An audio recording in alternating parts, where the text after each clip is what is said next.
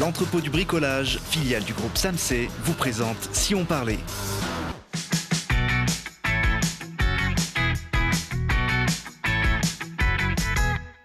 Parce que c'est important de regarder aussi ce qui se passe près de chez nous. Télé Grenoble vous donne la parole tous les jours, du lundi au vendredi à 19h15, 20h15 et 23h15. Aujourd'hui, avec nos invités, on va revenir sur la saison des Brûleurs de Loups qui ne s'est malheureusement pas terminée comme on aurait aimé. Et parler football avec un ancien capitaine de l'équipe de France. Pour parler de ces sujets, je reçois Jacques Rebaud, le président des Brûleurs de Loups. Bonjour. Bonjour. À côté de vous, Julien Bellec, un des cadres de l'équipe. Bonjour Julien. Bonjour. Et puis Jean Djorkaeff, ancien capitaine de l'équipe de France de football. Bonjour Jean. Bonjour, bonjour. Vous êtes à Grenoble à l'invitation de l'association France-Russie pour parler de la prochaine Coupe du Monde de football qui aura lieu à partir du mois de juin en Russie. Vous en avez disputé, vous, les Coupes du Monde dans votre carrière? J'en ai disputé déjà une en Angleterre, donc en 66. Malheureusement, ça ne s'est pas très bien passé parce qu'on a perdu au qualif. Au premier tour. Premier tour, oui.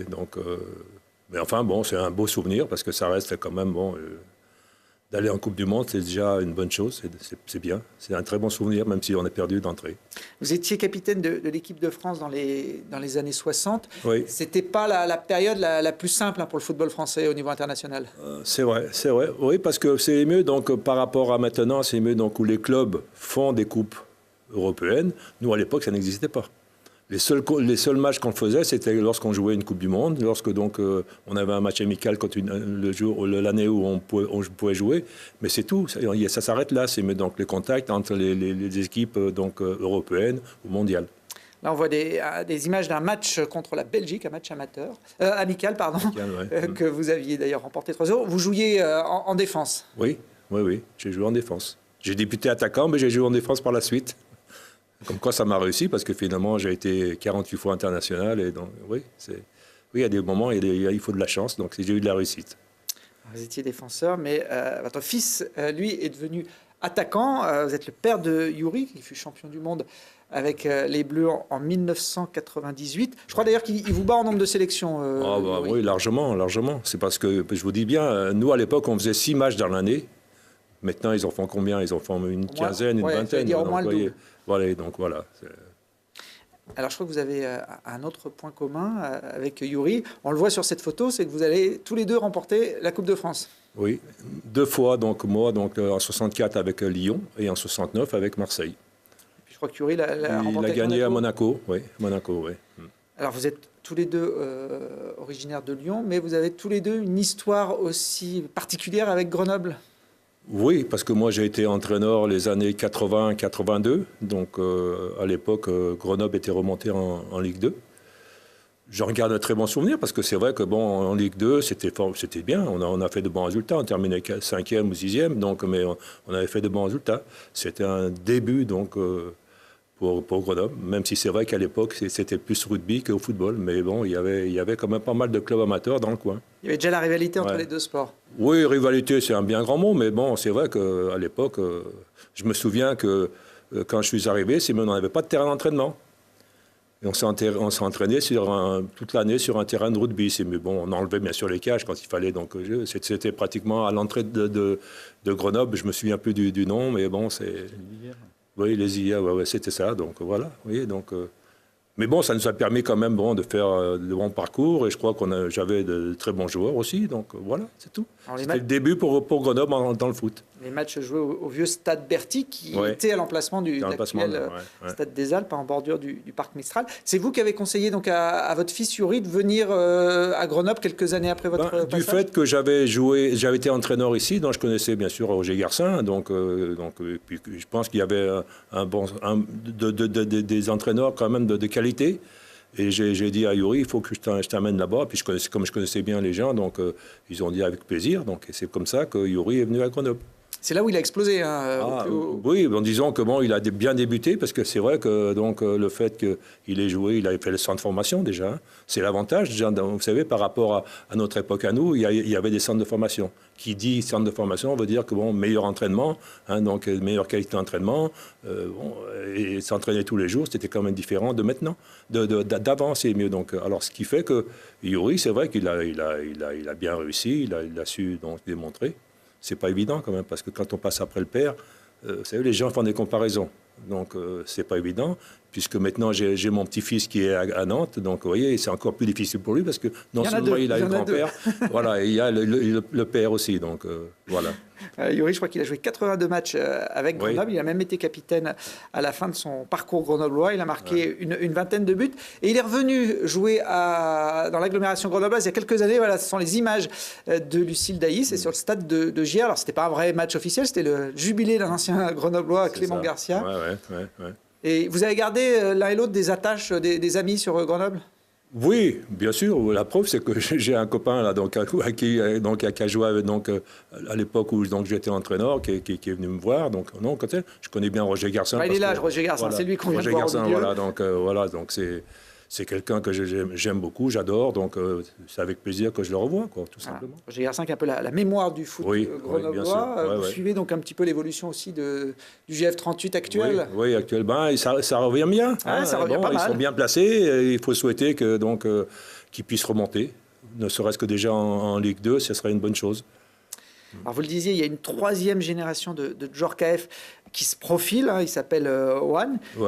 Il joue aujourd'hui à Nantes, mais là on le voit à vos côtés avec le maillot de Saint-Etienne. Alors pour un Lyonnais, porter le maillot de Saint-Etienne, c'est pas évident. Écoutez, oui, peut-être, mais bon, pour nous, il n'y avait pas de problème. Donc, il était au centre de formation de Saint-Etienne. C'est vrai qu'il a fait pas mal de centres de formation. Il est allé la première fois parce qu'il arrivait des États-Unis, donc de New York. Bon, on l'a mis là-bas. Il est resté 2 ans, c'est mieux. Donc après, il n'a pas voulu rester. Il a dit non, moi je reste pas là. Je n'aime pas trop l'ambiance et tout. Donc, oui, il était peut-être devenu lyonnais plus rapidement que Stéphano. Mais enfin, bon, bref. Et puis après, il est allé à Évian. Bon, à Évian, ça s'est très bien passé. Il démontrait quand même pas mal de choses. Et puis, manque de peau, Évian, ils ont fait comme Grenoble. Ils sont descendus, donc voilà, catastrophe. Et puis là, il est à Montpellier, il était à Montpellier aussi. Montpellier, ça s'est bien passé. Mais là, du fait qu'il a 20 ans, donc soit il repartait quelque part dans un club moteur ou un club... il n'était pas professionnel. Donc là, il a signé professionnel, il est à Nantes. Bon, alors à Nantes, c'est bien, malgré tout, il y a beaucoup de monde, c'est mieux, déjà. Donc, alors c'est plus difficile, c'est sûr, mais c'est comme ça, Il sait que il a quand même beaucoup de monde derrière lui. Les gens font des comparaisons, c'est pas évident. Donc, mais je pense que c'est à travers le travail qu'il va pouvoir éventuellement démontrer. Et puis 3 générations de footballeurs professionnels, c'est assez rare quand même. On vous voit là tous les 3. C'est vrai, c'est rare. Ouais, non, il y a pas beaucoup, Allez, on suivra l'évolution du 3e joueur KF dans les années à venir en Ligue 1. Quel regard vous portez d'ailleurs sur l'évolution du foot aujourd'hui par rapport à ce que vous avez pu connaître? Tout est différent. Vous auriez aimé jouer là au XXIe siècle? Oui, bien sûr, mais enfin encore que moi j'ai beaucoup aimé mon époque, c'est mieux, même si c'était tout à fait différent, c'est vrai. Tout à l'heure, je vous disais, l'avènement des centres de formation a fait que les joueurs sont beaucoup mieux entraînés, beaucoup mieux préparés, c'est mieux qu'à mon époque à moi. Nous, c'était un petit peu le pif, donc, qui fait qu'on avait des qualités. Là, maintenant, c'est à force de travail que donc, les joueurs progressent. Il y a beaucoup plus de matchs. Bon, forcément, il y a beaucoup plus d'argent. Donc, alors, c'est une bonne chose. Je crois que c'est le joueur qui devient professionnel maintenant, je crois que c'est une très bonne chose. Ça lui permet éventuellement de se dire, quand j'arrêterai, peut-être que je serai à l'aise, comme on dit. Donc, vous voyez, mais c'est vrai, c'est normal qu'il y ait tous les sports progressent. Il n'y a pas uniquement le football. Sur le plan, ne serait-ce que vous aussi, donc ça progresse, c'est plus vif, c'est plus agressif, il y a beaucoup plus de techniques. C'est le travail qui fait ça. C'est la différence, elle est là. Alors vous avez joué à Lyon, vous avez joué à Marseille, vous avez fini votre carrière au PSG. Vous avez d'ailleurs été le premier joueur professionnel du Paris Saint-Germain. Oui, à Marseille, c'est mieux, donc j'ai arrêté en 69-70, c'est mieux, donc j'étais libre de tout contrat. C'était la première fois qu'on avait ça en France.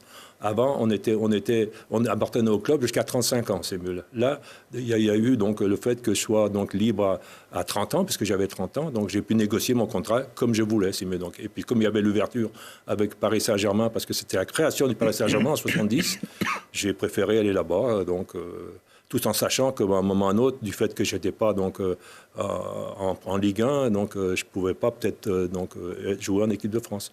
Encore que j'ai eu fait parce que j'ai continué à bosser, j'ai commencé à m'entraîner et qui fait que donc j'ai toujours tenu ma place jusqu'en 72 pratiquement. Alors pour montrer aussi l'évolution du foot depuis quelques décennies, j'ai retrouvé des images de la finale de la Coupe de France de 1969. Vous jouez avec Marseille en blanc, vous allez l'emporter. Là, c'est le deuxième but d'ailleurs qui clôt un petit peu le score. Et en pleine finale de Coupe de France, voilà, le public arrive sur la pelouse à la bonne franquette. Hein. Ben, c'était comme ça à l'époque, hein, donc il n'y avait pas de problème donc, de hooligan ou n'importe quoi. Donc non, les gens venaient parce qu'ils aimaient le football. Bon, il n'y avait pas de bagarre, il n'y avait rien du tout. C'était simplement c'était comme ça. On vous voit là d'ailleurs en train de récupérer la oui, coupe. j'étais le capitaine. Donc, vous aviez la moustache à l'époque. À l'époque, on avait gardé la moustache en disant bah, peut-être ça va nous porter chance, la preuve. Bon, je ne sais pas si vous suivez l'actualité du hockey sur glace, Jean. Bah, je regarde de temps en temps à la télé, si, je regarde. Oui, je ne peux pas dire que je suis un fan donc, comme en foot, mais simplement, j'aime bien. Oui, c'est vrai. C'est agressif, je trouve. Ça y va, comme on dit. Hein, donc, c'est spectaculaire. Mais c'est dans l'esprit, je pense. Hein, donc c'est comme ça. Comme sport. J'ai d'ailleurs quelques images d'un match de hockey sur glace au stade de Lyon, le stade des footballeurs. C'était l'an dernier, Julien, en décembre 2016. C'est particulier de jouer dans un stade de foot quand on fait du hockey. Ouais, c'est sûr que c'est assez spectaculaire. On a la chance, avec le club de Grenoble, d'avoir fait 2 fois déjà, une fois à Grenoble, une fois à Lyon. Il y a des joueurs qui vivront jamais ça de leur carrière, donc nous on a été chanceux de connaître ça. Winter Games, je ne sais pas s'il y en a un troisième dans les tuyaux dans les années à venir. Ça parle un petit peu, effectivement. Lyon envisage d'en organiser un, il y a Bordeaux qui s'interrogeait. On y réfléchit, donc ça fera partie des projets à 2 ou 3 ans. Bon, de là à ce que le hockey chasse des stades de football le ballon rond, il y a encore quelques années, à mon avis, avant que ça arrive. C'est vrai que, vu du prisme grenoblois, on a l'impression que le hockey peut rivaliser avec des sports comme le rugby et le foot, mais au niveau national, il y a encore un peu de chemin. Au niveau national, c'est certain. À Grenoble, nos chiffres sont plutôt intéressants, puisqu'on a déplacé environ 100 000 personnes dans notre patinoire. Donc ça fait des... Alors il y a beaucoup de matchs, c'est une saison à 44 matchs. Donc on a joué un peu moins d'une trentaine de matchs à domicile. Mais on est sur une moyenne de 3200 personnes par match. Donc voilà. Mais au-delà du sport, la différence qui peut-être peut se matérialiser avec les autres sports que sont le foot et le rugby, c'est qu'on a une notion de spectacle qui est bien marquée dans notre organisation. Et c'est propre à ces sports nord-américains, du basket et notamment du basket et du hockey, où le spectacle est présent à tout moment. Donc, quelle que soit la sensibilité qu'on peut avoir avec ce sport, on passera forcément une bonne soirée. La finale du championnat a été diffusée en direct sur l'équipe 21. Vous avez eu les chiffres d'audience avec, Non. Combien ? Alors, on a eu le malheur de jouer le premier match le soir d'un match équipe de France. Donc, c'est vrai, voilà, il y avait France-Colombie. Je pense que l'arbitrage a dû se faire de façon assez aisée pour le ballon. Mais on n'a pas eu de retour de l'équipe. J'espère qu'on aura ça prochainement, mais on n'a pas eu de retour de l'équipe. Bon. Moi, j'ai regardé sur le web, en live, il y avait entre 10 et 15 000 personnes, uniquement sur la diffusion web. La plupart des gens, je pense, ont dû regarder sur la TNT, mais la TNT, les chiffres ne s'affichent pas automatiquement. Donc, mais ce sera intéressant à étudier, voir si France-Colombie vous a piqué des téléspectateurs. Alors pour nous, c'est important que notre sport soit médiatisé, parce que c'est ce qui nous permettra de passer dans une autre catégorie. Ce qu'a vécu le foot, vous en parliez tout à l'heure, M. Djorkaeff, il y a une quarantaine d'années, voire 50 ans. Cette mutation qui avait passé le rugby avec moins d'années. Mais sinon, on arrive à avoir un tout petit peu d'audience. Je pense que ça va nous faire grandir, et on va pouvoir encore plus travailler sur la qualification de nos joueurs, sur la qualification du spectacle, voilà. Alors, on aurait aimé vous accueillir avec des coupes de champagne, tous les deux, mais cette finale à Rouen, malheureusement, a tourné à l'avantage des Normands. Encore, j'ai envie de dire, sur les 3 dernières décennies, Rouen a remporté plus de 50% des titres. On voit là le but vainqueur à l'issue du 4e match. Grosse déception pour tous les deux. Ouais, c'est sûr que c'est dur à vivre sur le moment, et même maintenant, 2 jours après, on a du mal à se remettre de ces défaites. Après, voilà, faut féliciter vraiment, parce que ils ont su faire ce que nous on n'a pas su, et voilà, bravo. C'est un club qui a une vraie régularité dans les résultats depuis 30 ans. Jacques, c'est un peu un modèle, vous qui avez repris les rênes des Brûleurs de Loup depuis 2 ans. Ce que je peux dire avec un tout petit peu de recul, c'est qu'ils ont placé l'économie du sport avant de placer le sportif. Et c'est ce qui leur permet de s'inscrire dans la pérennité. Alors que beaucoup d'autres clubs ont malheureusement, quelques années, ou il y a quelques années, mis le sport avant le business, avant l'économie. Et ça a donné des durées de vie éphémères. Rouen a réussi à créer un réel modèle économique qui allie la performance sportive avec la performance sportive. La performance sportive, la performance économique. Et ça permet aujourd'hui d'avoir cette régularité en haut de notre championnat. Julien, est-ce que c'est plus facile de perdre contre Rouen en finale à l'extérieur ou à domicile? Vous me voyez venir. J'ai vécu les deux. Eh oui, vous avez vécu les deux. J'ai quelques images de la finale à Grenoble en 2012. On vous voit là, dépité également, mais face à votre public. C'était dur à vivre parce qu'on était chez nous. Maintenant, à l'époque, on savait que c'était quand même une grosse saison de notre part. On a été content d'aller jusqu'en finale avec une équipe, sur le papier en tout cas, qui était peut-être pas destinée à aller si loin. Cette année, je pense que la déception est bien plus grande parce que le groupe méritait vraiment un titre et c'est frustrant. Il y a beaucoup d'observateurs qui voyaient Grenoble remporter la Coupe Magnus. La dernière finale remportée par les Bowlers de Loup, c'est en 2009. Vous étiez déjà dans l'équipe, Julien, à l'époque. Ouais, j'étais tout jeune à l'époque, j'avais 20 ans. C'était un super souvenir et voilà, on a envie de revivre des moments comme ça parce que dans une carrière de joueur, c'est assez exceptionnel de pouvoir vivre ce genre d'émotion.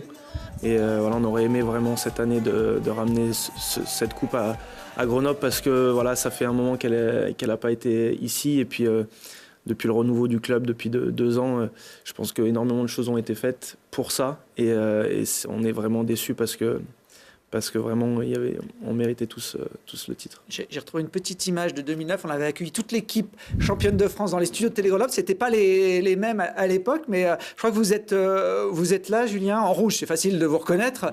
Là, avec la coupe a un petit peu changé, mais voilà. Ah oui, dur. J'avais des problèmes capillaires à l'époque.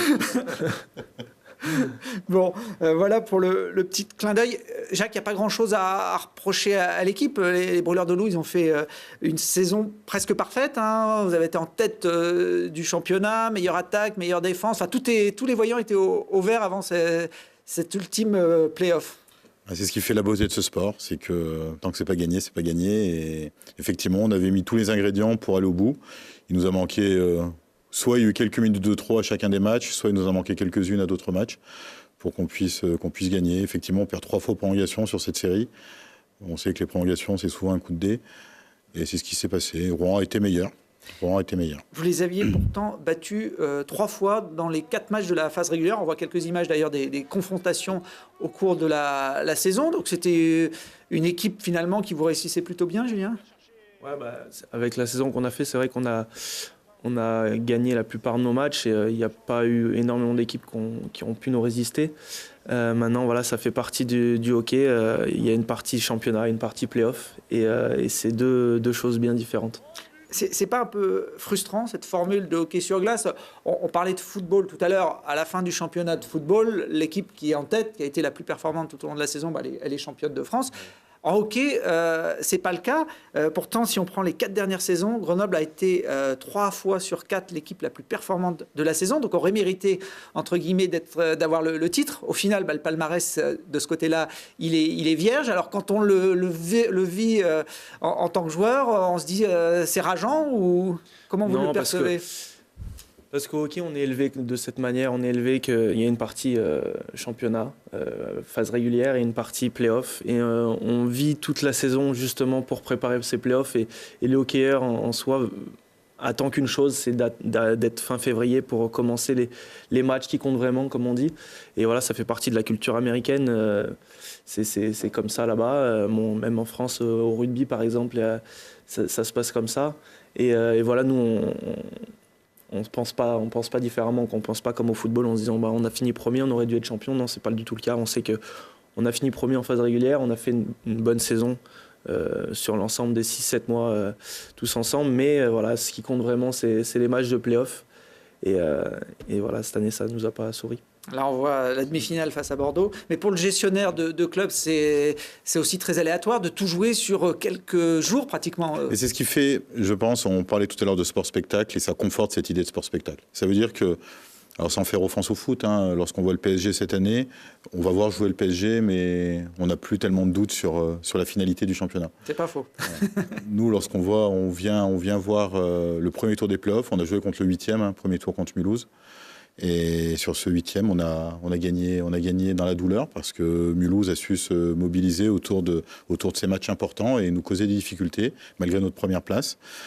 Quelques ajustements dans l'effectif ont permis de voilà et on revient à la notion de spectacle, c'est-à-dire que chaque match représente un réel intérêt et ça donne une motivation aux spectateurs avertis de revenir à la patinoire et d'assister à un match de hockey. Donc on privilégie le spectateur et le spectacle au détriment peut-être de la performance sportive régulière. Donc on est plus sur le one-shot de l'événement que sur la régularité d'une saison. Jean, à votre époque, il y avait des phases finales en football, ça existait ou ça a toujours été une formule de championnat assez classique comme on l'a connu ? Ça a toujours été pratiquement une forme de championnat. Oui, non, il n'y avait pas de play-off. Non. Il n'y a pas la culture nord-américaine pour le football, puisqu'il est né ici, dans notre continent. Ça rappelle un petit peu, c'est les matchs de Coupe de France. C'est ça. Les matchs de Coupe de France, c'est sur un match. C'est aimé donc. C'est ça.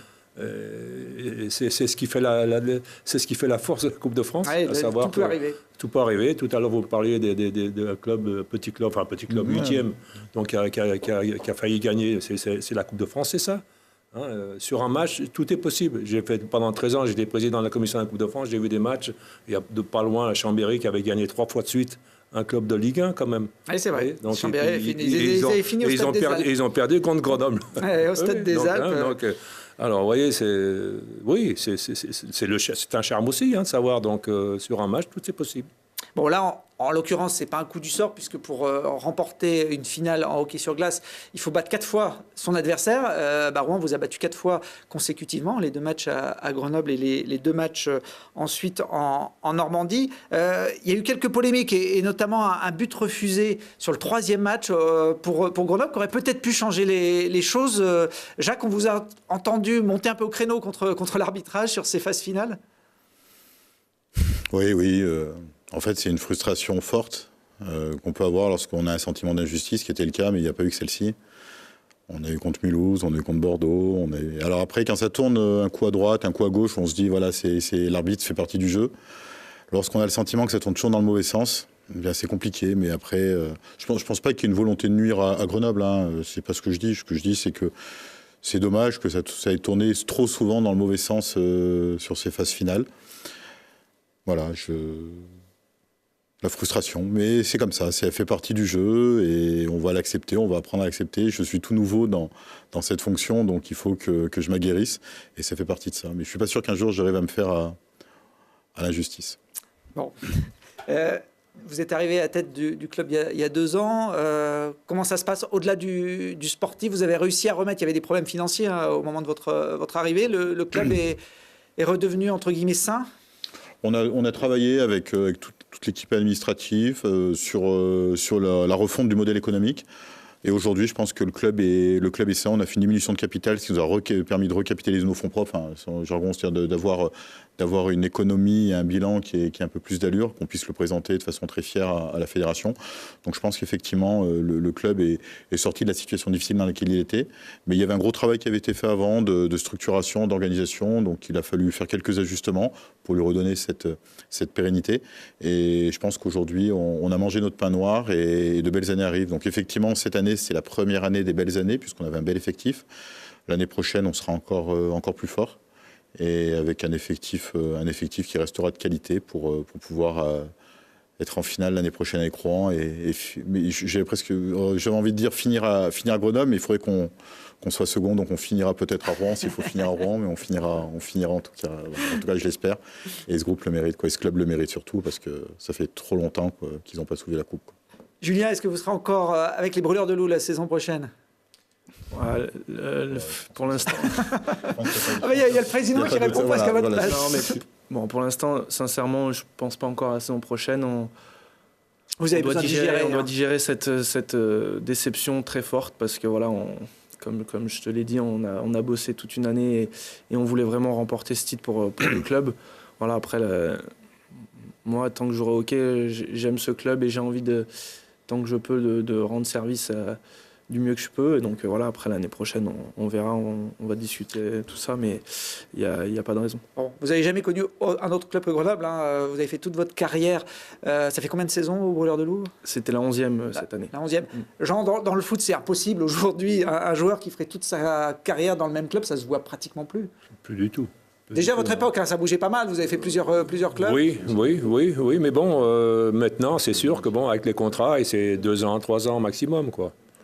Après, au-dessus, non, je pense pas, non. Il y en a plus. Bon. C'est 11 ans en pro, plus toute la formation chez les jeunes. Donc, il y a une vraie fidélité, un amour du maillot qu'on retrouve sur plusieurs jeunes joueurs de l'équipe, hein, comme Christophe Tartari, par exemple. Christophe, c'est vrai qu'on est les 2 plus anciens, mais cette année, on avait dans l'équipe aussi Teddy Trabichet et Mathieu Leblond qui sont natifs de Grenoble. Donc, c'est vrai que c'est propre au hockey peut-être, mais le club est attaché à avoir des joueurs formés localement.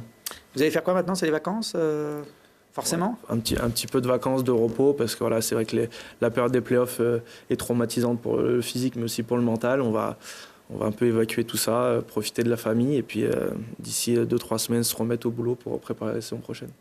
Très bien, on suivra évidemment les Brûleurs de Loup pour la prochaine saison, celle du titre si j'ai bien compris, ça fera 10 ans après le dernier, donc ça peut être aussi un beau clin d'œil. Merci Jean d'être venu nous éclairer sur le foot depuis un demi-siècle, et puis nous on se retrouve demain.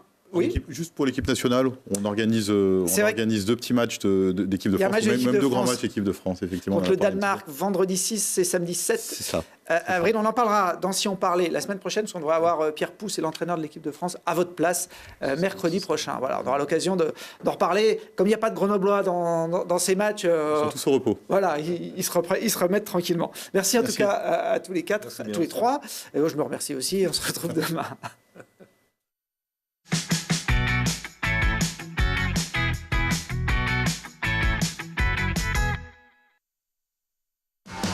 L'entrepôt du bricolage, filiale du groupe Samsé, vous a présenté Si on parlait.